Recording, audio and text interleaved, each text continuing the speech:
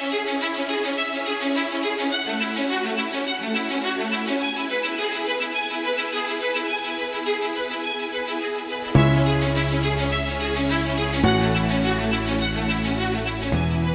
COVID-19 pandemic exposed and exacerbated the deep health inequities in America. Lack of access to testing and treatment has put our most underrepresented communities at high risk. ASCP CEO Dr. Blair Holliday sat down with healthcare experts to discuss how we can better serve our under-resourced communities and start healing. Health inequities have existed in this country for generations. And we have seen it in various different chronic medical conditions. We have seen it in various different mortality rates. And it just so happened that COVID-19 brought it to the surface for all to see. But what we're seeing is just years and years and decades of complete neglect of many of our communities that desire and need the care most. We were fortunate at UCLA. While many other areas within Los Angeles and throughout the country did not have access to lab testing. And what that ended up doing is that if you do not know that you have COVID-19, how can you isolate? How can you make sure that you go and get the treatment that you need? How can you make sure to learn how to manage your symptoms or when to go to the physicians if your symptoms are getting worse?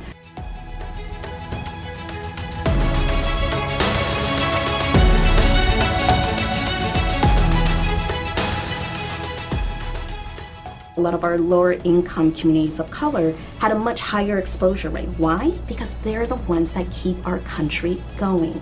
They're the ones in public transportation. They're the ones that are in our grocery stores. They're the ones that keep America running. So lack of testing, higher rates of exposure, and then already the long persistent health inequities in terms of chronic diseases is what allowed this virus to run rampant in our low income communities of color. This country has been through an abysmal time in terms of our inability to address racial inequity, inability to understand the disproportionate relationships we have in our own country. This is supposed to be the icon for the world to look at and be supportive in terms of equality, but yet this has been between George Floyd, between racism in the Asian community. This has been maybe the most abysmal point, the lowest point perhaps, over the many decades. And you would have thought we would have learned how to do a better job at addressing disparities. How you look at your role in what you do for UCLA in the system that you work in, you said it, you're fortunate. There are places in this world or in this country that are not as fortunate. What kind of lessons can we learn? Well, I think the one thing I hope we all learned is that we're all in this together. And there have been, of course, generations of racism in this country, both structural racism, institutional racism, and other forms of discrimination. But what I like to say is that the pandemic ripped the Band-Aid off. It's always been there, but we just have not focused on it. So I hope that what we're all learning now is that we didn't create these structures. You didn't create it, I didn't create it. We were all born into this, but we're now realizing how interconnected we are as humanity, as those of us that live within this country. And therefore, it's our responsibility to take care of one another.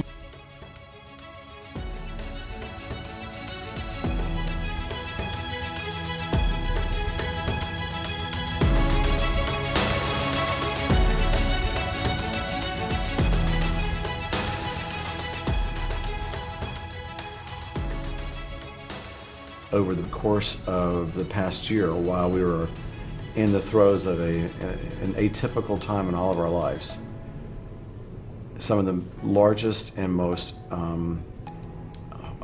hardly conscionable atrocities have occurred in our nation. And in particular, from the George Floyd murder to all the way downstream to the racial disparities that have occurred over the course of a year. And I don't have to tell you this, you can tell me, okay? But it always existed, didn't it? Oh, yes. It always existed, but now we have an opportunity to bring it out into the highlight and have a dialogue around access to testing. And that's something I want to hear from you about what your thoughts are. It's been really remarkable to see this journey through this COVID pandemic, Right. where we're seeing that there are these inequities that we notice, and these disparities in deaths and hospitalizations and infection rates amongst people who are Black, Indigenous, and people of color. And there was a lot of questioning about why was this happening. And it's important to frame the conversation about those inequities around what the structural issues are that are making it so that folks are at increased risk for disease and death and hospitalizations. And it all kind of boils back to structural racism and the ability for individuals who live in certain geographical zip codes who have access or limited access to healthcare services, which includes testing for diseases, testing for COVID-19.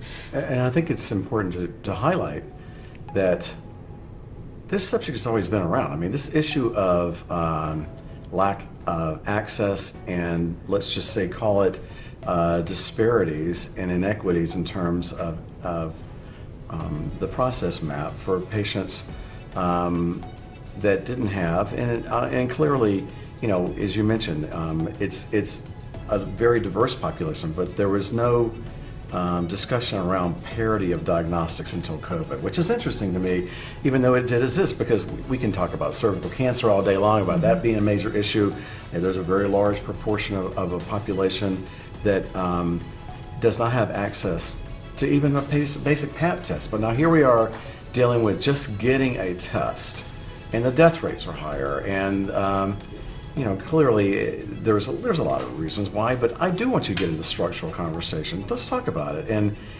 more importantly, what are we going to do next time in looking going forward? How are we going to pay this forward so our public health officials can bring a better parity and more equity to access and, for that matter, therapeutic interventions and decrease mortality?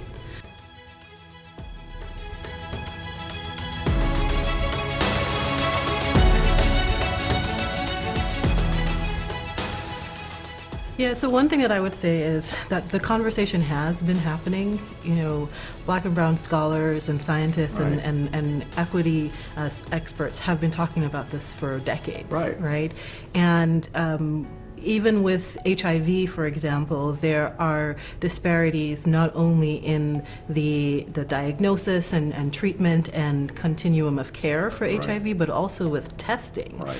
And so these are things that folks have been talking about, but now I think it has become, because COVID-19 has put everything on more of a national spotlight, there is more of a sense of, oh, this is happening really much everywhere in the United States, in the world, rather than, oh, this is happening only to a certain group of folks. Right. I think that has probably helped with elevating the conversation to a point where now we are talking about it on national television, we're talking about it in other venues, and it comes up in, you know, leadership campaigns, political campaigns, and all of these things, because now there is this spotlight.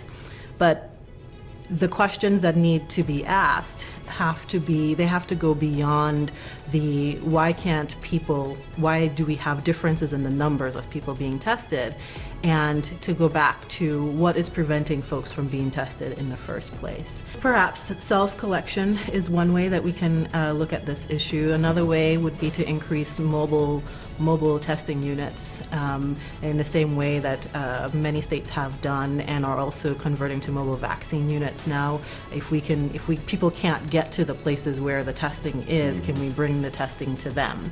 And one thing that needs to be considered is how can we leverage our community resources? Right. Our communities are vibrant and they are engaged, and what I think healthcare in general has not done a great job of is truly engaging with the community to ascertain what are the resources that are already there and how can we leverage those. So for example, if there is a community center that folks within that community already are participating in various activities, could that community center then become a local testing center Triaging. at certain times? What about churches? Other like local health clinics? It doesn't have to be done in a certain blueprint way like it's being done in other larger cities or other locations, but we can adapt things to the community that we're trying to serve.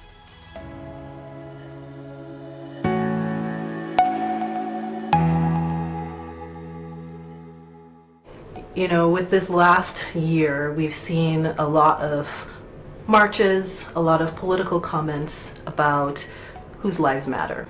And I would love for folks to understand that when we talk about things like the Black Lives Matter movement, that we're not talking only about police and brutality.